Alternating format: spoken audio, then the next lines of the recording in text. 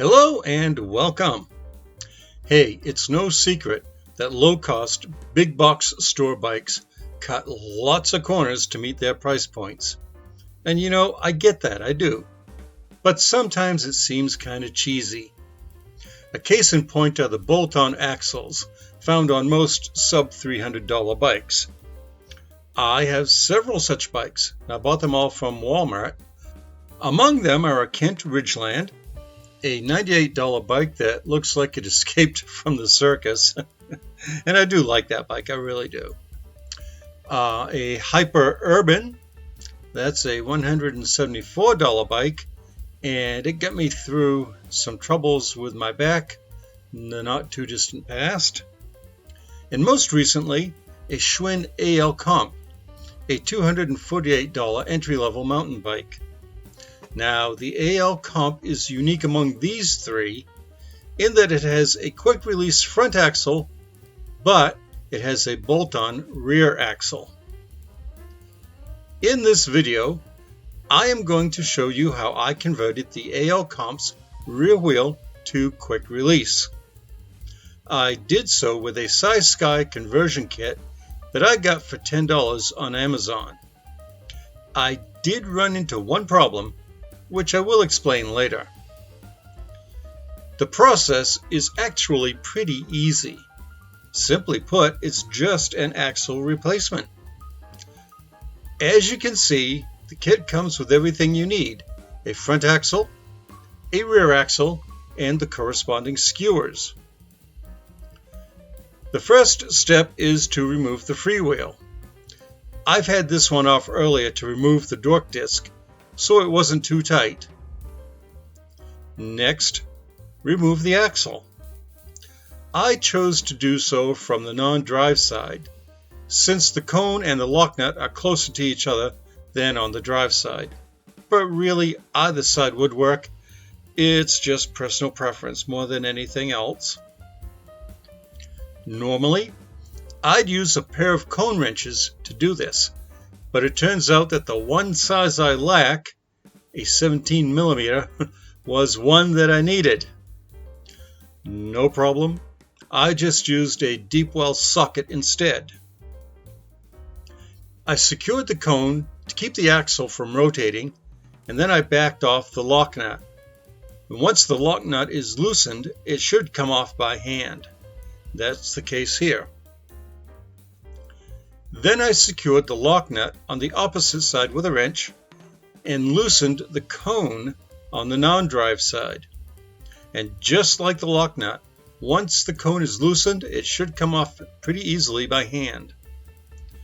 Once both the cone and the lock nut are removed, it's just a simple matter to slide the axle out of the hub.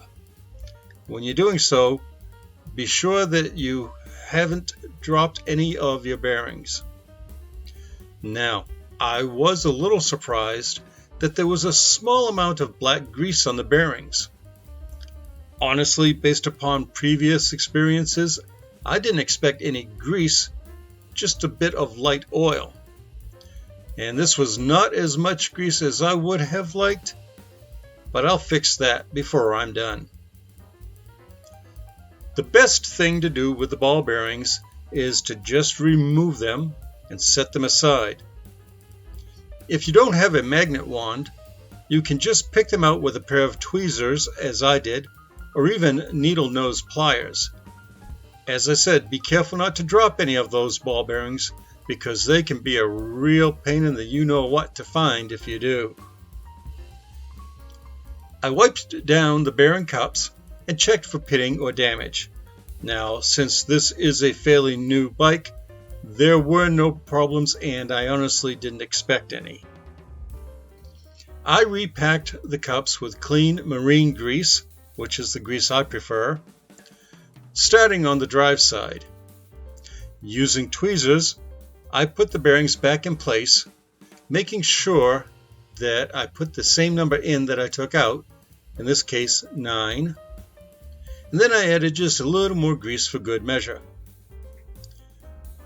Then I repeated the process on the opposite side, the non-drive side, putting grease in the cup putting the bearings in one at a time, adding a little more grease, and then installing the cup followed by the lock nut. And as you can see, the stock axle is a lot longer than the new one. That's because the stock one has to protrude beyond the dropouts so the nuts can be attached. The new one only spans the inside distance between the dropouts. I reattached the freewheel after I applied some grease to the hub threads. That will make it easier to remove later, and I suppose it may prevent creaking, although honestly I'm not too concerned about that. I've never had a freewheel creak. I've had free hubs creak, but not free wheels. At any rate, it's just a generally good practice. The last step is to install the skewer with the small ends of the springs pointing inward. I mentioned I had one problem. The skewer was 132 millimeters long, but I needed one that was at least 145 millimeters.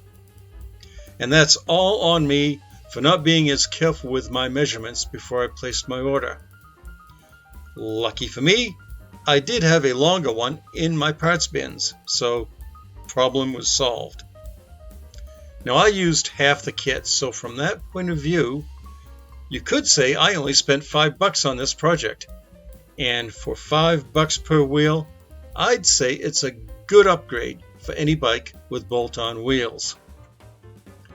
There is a link to the AL Comp's playlist below, and a link to another video that I think you will enjoy below right.